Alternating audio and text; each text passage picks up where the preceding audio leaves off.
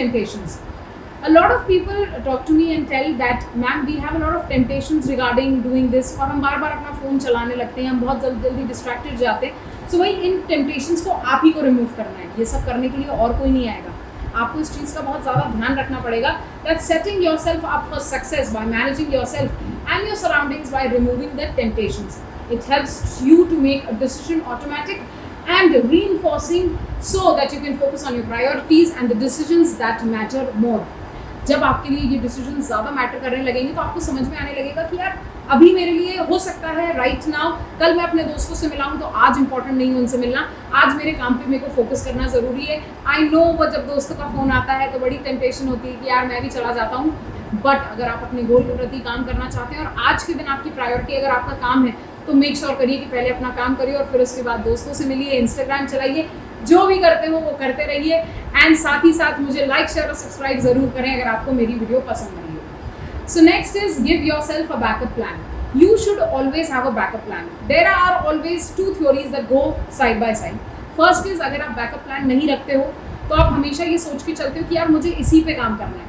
पर कभी कभी at the back of your mind आपको एक बैकअप प्लान रखना भी चाहिए फॉर अ सेफर साइड कि कभी अगर ये नहीं हुआ तो you should have some other plans as well. So you need to have a backup plan for every task and situation by having disaster discovery backup planning in place. So you're in protection, your task is ensured that you can recover despite of the disaster. कई बार लोग छोटे छोटे disasters से recover नहीं कर पाते. Ma'am हमारा laptop टूट गया, तो भाई आपके लिए क्लाउड की सुविधा है, आप वहाँ पर अपना जो डेटा है और जो इन्फॉर्मेशन है वहाँ पे अपलोड कर सकते हैं. So there are little things that are happening, but ये लिटिल थिंग्स जो होती है ना ये आपके लिए बहुत प्रॉब्लम लेकर आती हैं. तो हमेशा plan for the worst and when good will come to you you will be more happy. It is not about being negative, but अगर आप वर्स्ट का भी सोच के चलोगे तो आपको जब अच्छा मिलेगा तो आपको अच्छा लगने लगेगा. फाइंड ट्रस्टेड कोचेज और mentors.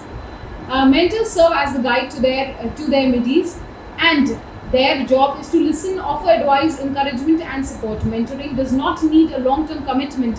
Even one-time conversation can be positively impact on your career and whatever the things that you really plan in your life.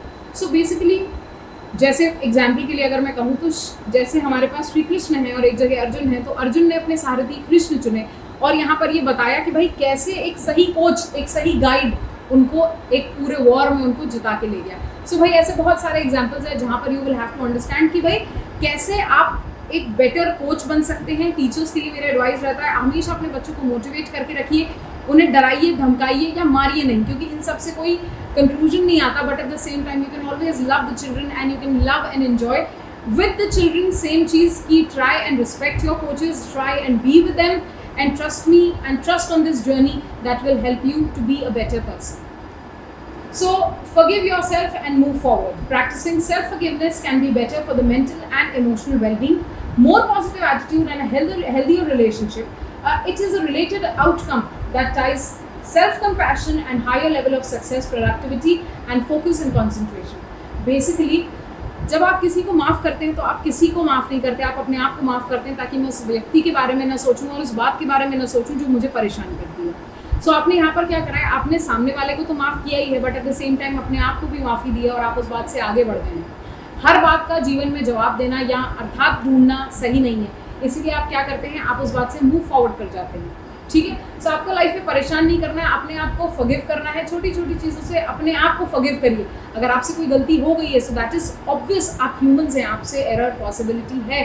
तो अगर आप ऐसा कोई एरर करते हैं तो डरिए मत, घबराइए मत, आगे बढ़ते रहिए और अच्छे तरीके से काम करते रहिए. ये आपके लिए और आपकी मेंटल हेल्थ के लिए एक प्लस पॉइंट की तरह काम आएगा.